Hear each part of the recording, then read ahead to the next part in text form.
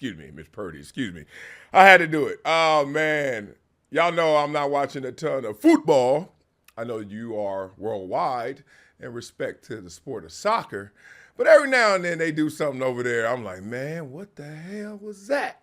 And we all took witness to that Morocco and Argentina soccer match. Oh, you didn't? Oh, we about to talk about this right now because the end of this match was wild. All right.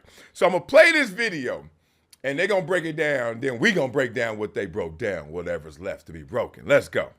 Crazy. Earlier today, 9 a.m. Eastern Time, Argentina and Morocco kicked off the men's soccer tournament in thrilling fashion. This is Argentina's Christian Medina seemingly scoring a stoppage time goal in the 16th minute of stoppage time, by the way, for a 2-2 draw. A huge celebration erupted with the Argentinians, Morocco trying to get the upset, but now the end of the game, there was chaos that ensued. Bottles were thrown onto the field, and it was announced that the session had been suspended, and to players and fans to make their way to the nearest exit. Players were very confused by this, thinking the game was over with. However, this player from Morocco arguing his case for offsides. More on that in a second as authorities came through, helping to get people out of this stadium in a very safe and efficient way. But then the VAR review came into play, and as you can see here, the goal was indeed officially called back and ruled offside. So Argentina's goal did not count, but everyone had left the stadium. Not so fast. They all return 2 hours later. Warm-ups on the field. Morocco and Argentina expected to continue this game with a few minutes left on the clock. All right. That's how it went. Okay. For y'all who didn't catch that, there was a goal at the end, offsides, fans all upset. They throwing stuff, people ducking, people looking, players, they run on the field, fans interacting with the players, throwing stuff crazy. All right, so let me give it to you beat by beat, how wild it really was. Morocco led 2-1 going into stoppage time, right?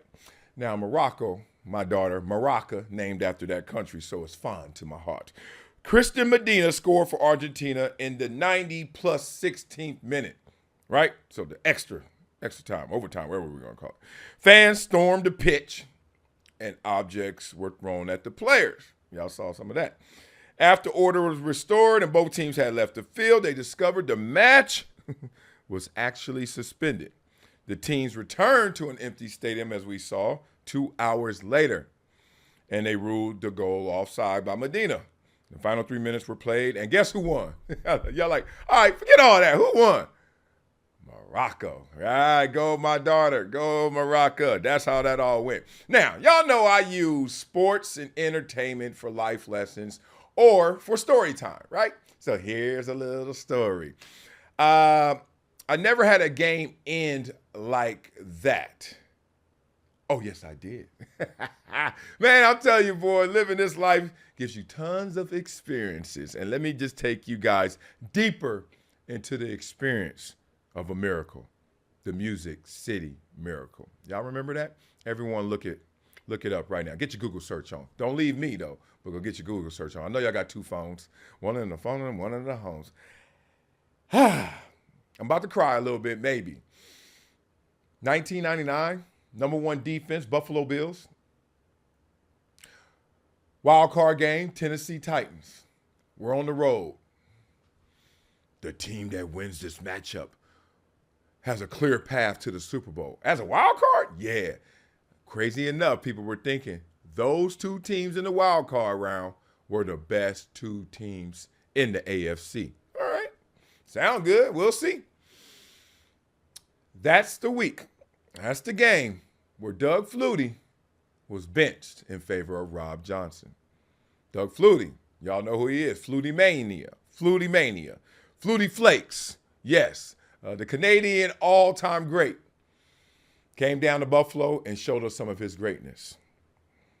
Our leader of our team was benched for Rob Johnson, who was the prototype, was the guy who looked the part, the guy who played the part at times, certainly the week before that wild card game as well, and a guy who most importantly was already paid. And ownership needed their money. or they needed to see a return on their money. So the ROI forced Rob Johnson into a situation where nobody on that team thought that he should have been the starter. Anyway, you imagine going into a game and you're like, he's starting? That's our leader? What? Whatever that is, it's not doubt. It's just not full confidence. We go out there and we're losing most of the game. And most of the game, you're thinking to yourself, this game wouldn't be this close. Damn it. If Doug Flutie was our quarterback. Why? I think it felt like the first series. Remind me. Because they had Javon Curse. And Javon Curse had 2.5 sacks that game, including one, it felt like the first drive. Even a safety. And all we heard was Rick James. Down, down, down, down. It did the freak. I was like, and this rookie, he was a rookie. I mean, y'all know Javon Curse, what, 6'6", 240, ran a 4'4", 4'3", hands this big, arms down past his knees, hands past his knee, like just, we were like, that's a cyborg. It's like if Giannis played football. It was crazy. And he was terrorizing us. And we were like, that wouldn't have happened if Doug Flutie was our quarterback. Somehow, some way, because of our number one defense, they had Eddie George, they had Steve McNair, rest in peace. Frank Wycheck, Lorenzo Neal, they had squad, but we had squad too. Thurman Thomas, Antoine Smith, Bruce Smith, Andre Reed, Eric Mold. Stop playing with us. That dude, not really, not me, but I was there. You look up, we're still down fourth quarter. And somehow, some way, it felt miraculously, we end up taking the lead. That whole game, we were getting heckled by this fan section right behind us. I mean, you know, Tennessee style, you know what I'm saying? This is Jack Daniels Tennessee style, you know, not Uncle Nearest, right? They ain't respecting Uncle Nearest, you know what I'm talking about, if y'all know where I'm going. You know what I'm saying? They just coming at him. I'm like, man, shut up. So then we get the lead, and literally we turn about face like, what happened? Oh, we clowning. Because all we need to do is kick the ball off, make the tackle, and that's going to be game. I don't even think they can run a play. They can't even down it. Like, kick the ball off, we're going to squib it or we're going to pop it up, whatever it is. They catch it, one play. That's life. We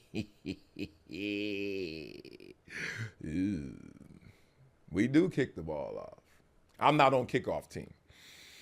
I'm on the sideline, so I'm like y'all watching. And we kick the ball off. And it goes to Lorenzo Neal. And Lorenzo Neal wasn't fast, but boy, would he hit your ass. And he catches the ball and he starts jogging. A slow guy, not so fast guy, jogging, alarms. But I'm on the sidelines. I'm cool, calm, and collected. I'm on the sidelines. I ain't in the heat of the battle. I'm like, why is he jogging? He kind of gives it to Frank Wycheck, right? And he starts to trot a little harder, a little faster. And then,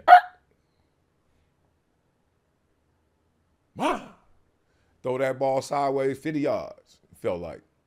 Why he throw that? Oh, no. It literally went like that. Why is he throwing that? Oh, no. Because Dyson was on the other side. And let's just say, I think security, the FBI, cleared that whole side of the stadium, including the field. Like there was nobody over there except dudes that wore the same uniform as him. And then, I'm not lying, life went so fast in slow-mo. It wasn't a Buffalo Bill in sight. Touchdown! And as bad as that was, because you knew they won, season over, it gets worse. Because all of a sudden they go to review it. So instead of you knowing it's a wrap, you hold out a little hope. We're sitting there like, so then they go under the hood. You know, one of the big booths, monitors by the cameras. and they go under it.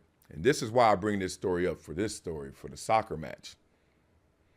The fans, Tennessee style, baby, Jack and Mr. Daniels were coming down to the field. They came all the way down as close as they could and created this melee. And some of the words that were being said were just to persuade the referees to stick with the call. That hurt, man. Stick with that call, man. Hey, you gonna stick with that call, ain't you? Oh, man. So I don't know what them refs were seeing, but I know what they were hearing. They were hearing, stick with that call, okay? Long drive out of here, boy. Like, what is going on? After 28,000 minutes goes by, longer than the tuck rule, it felt like, the referee says, further review, play stands, touchdown. What they were reviewing was, a lateral or a forward pass? This is still being argued at MIT to this day, where I think they came to the summary that the pass was forward, but ever so slight that it didn't violate the forward pass rule, whatever that means. It was a forward pass, but it wasn't so forward that it was a forward pass. You get it? Like, a lateral is behind the line of scrimmage. Forward pass is in front of the line, in front of the players playing. This was that. You see that change? Me either. They said that's what it was. What? All I know is if you look at it again, his feet were on 1 yard line and that ball went on another yard line. Now, the player is different than the ball. I don't want to get into it again. I went into that locker room. I played that game. I didn't do anything, I don't think. And lost my mind. Thank God this is pre-social media. Thank God. This is before the proliferation of media in sports. Cause I have not seen that clip. And I'm actually thankful because I lost my mind. Can't believe we got cheated in that moment. But long story short, they were right. Everyone was right. The team that wins that game is going to the Super Bowl. And look up who's in the Super Bowl. The Tennessee Titans. And Poetic Justice had it where the Tennessee Titans lost to the St. Louis Rams. Greatest show on turf by 1 yard. Trying to reach out, score a touchdown. That's how the game goes, man. I just want to give y'all a little bit of that story time. Morocco and Argentina, way to go at it. Fans, calm down. Y'all ain't playing, just like me. Why was I so mad at the end of the game? Because I was invested. Why y'all so mad? Because y'all invested. But calm your ass down like I should have. You wasn't playing. I didn't play that much either. Actually, I was out there, but I wasn't doing much. All right. Beat it up in the comments, man. Give me some wild stories, some wild sports endings. What y'all got? Y'all got anything that's crazy? Nothing crazy. What's the wildest sports ending ever? I say Music City Miracle because I was a part of it. I have not seen anything crazier. Tuck rule was close, too. That was wild. Like, why are we taking so long to see if he threw it or not? What y'all trying to make up a rule? Y'all calling New Jersey? NFL Rules Committee? Y'all having a meeting, owners meeting? Like, they just tripped out on that. So let me know what y'all think about